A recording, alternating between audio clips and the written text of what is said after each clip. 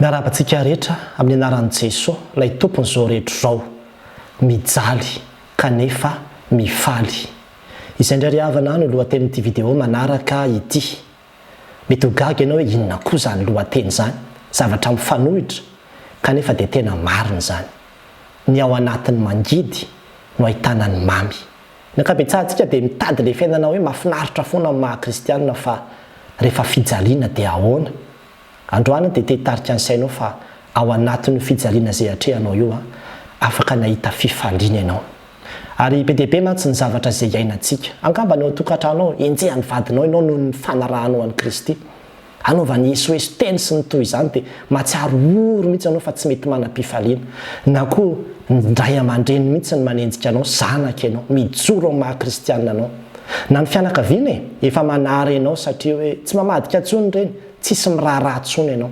Na ny namanao ihany koa aza miatakataka aminao satria manaraka an'Andriamanitra ianao. Dia lasa oro sika, tena mijaly sika ary tena fijaliana tokoa izany.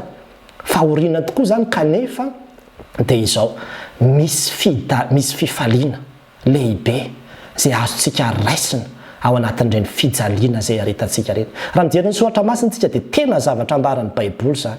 Ohatra fotsiny izao i Paoly any amin'ny Kolosiana toko voalohany 4:20 dia ambarany mazava tsara mihitsy manao hoe ankehitriny dia mifaly amin'ny fiaretako ho anareo aho. Mifaly amin'ny fiaretako ho anareo aho izy ary mahatanteraka amin'ny nofoko izay tsy vita tamin'ny fahorian'i Kristy ho an'ny tenany.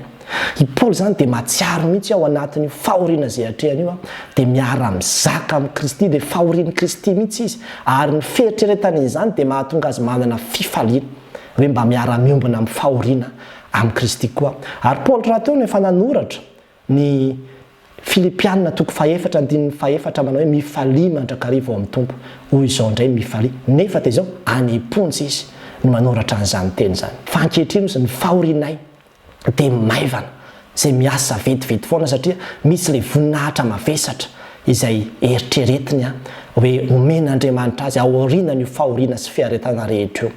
Ary izany ny fifaliana. Jesosy Kristy koa dia nampianatra antsika an'izany. Rehefa nitory teny izy dia nilaza manao hoe Sambatra izay enjehiny noho ny fahamarinana. Amin'ity an'ity ary dia te hitaona antsika, te hitarika antsika mihitsy fa efa nampiomaniny Jesosy Kristy tsika. Ho alan'ny olona rehetra ianareo noho ny anarako izy. Be dia be mety ho endrika fahoriana izay hatrehantsika. Mety voaroaka amin'ny asanao mihitsy ianao vokatra izany, fijoroanao amin'ny marina izany, ny fanarahanao an'i Kristy, hisedranao zavatra mafy samihafa. Kanefa dia izao, ny voalohany indrindra aza miala amin'Andriamanitra. Aza miala amin'Andriamanitra ary havana. Hoy ny Romanina toko 5 hoe inona no ahasaraka antsika amin'ny fitiavan'i Kristy? Fahoriana va? Fanenjehana va? Sa loza, sa sabatra, sa fahafatesana, sa inona, sa inona? Tsy misy ahasaraka antsika amin'ny fitiavan'i Kristy izany. Aza miala amin'Andriamanitra fa io fahoriana io dia tena lalana hitondran'Andriamanitra hanomezana fiadanana ao anatinao io. Ary izany mihitsy ahoana ny ahatanteraka an'izany? Ahoana ny ahaposibla hoe misy fifaliana ianao na dia miatrika fahoriana ary? Ny antony dia satria ny fahafantaranao ny ambaran'ny tenin'Andriamanitra. Tadidio izao tenin'Andriamanitra izay hitantsika sy nivakiana tamintsika teo izao. Miombona fahoriana amin'ny Kristy ianao.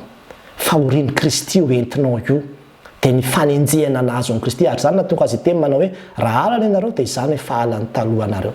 Jesosy Kristy mihitsy no enjehany ka ianao izany lasa misolo tenan'i Kristy miaritra an'ilay izy. Ary ny ambaran'i Jesosy Kristy no hoe raha miara-miaritra amiko ianareo izy dia miara-manamboninahitra amiko. Izay maharitra hatramin'ny farany no vonjena. Fantatsika fa raha tsy misy ny fahoriana dia tsy misy ny voninahitra. Ary izany no mahatonga ny Paoly ho faly satria fantany fa misy zavatra ngeza be izay omanin'Andriamanitra ho azy dia ilay fiainana mandrakizay.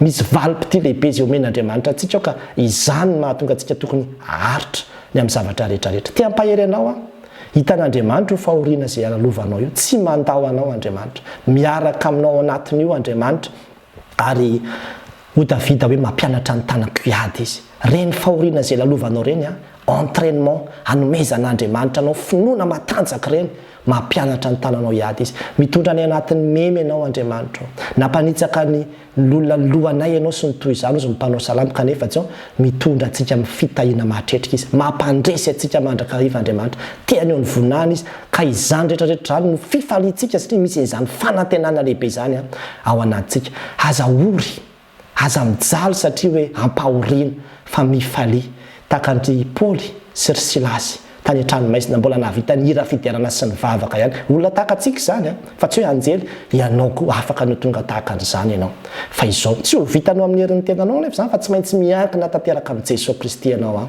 izy ilay loharan'ny fifaliantsika dia miara-miaritra aminy ianao dia ho hitanao hoe ho lehibe ny valim-pitianao tsara zany ry mpanompo mahatoko izy izy rehefa tonga ny fotoan'andro isehonao eo anatrehany natoko tamin'ny kely ianao miara-miaritra tamiko ianao midira amin'ny fifalian'ny tomponao ho an'Andriamanitra rery amin'ny voninahitra amen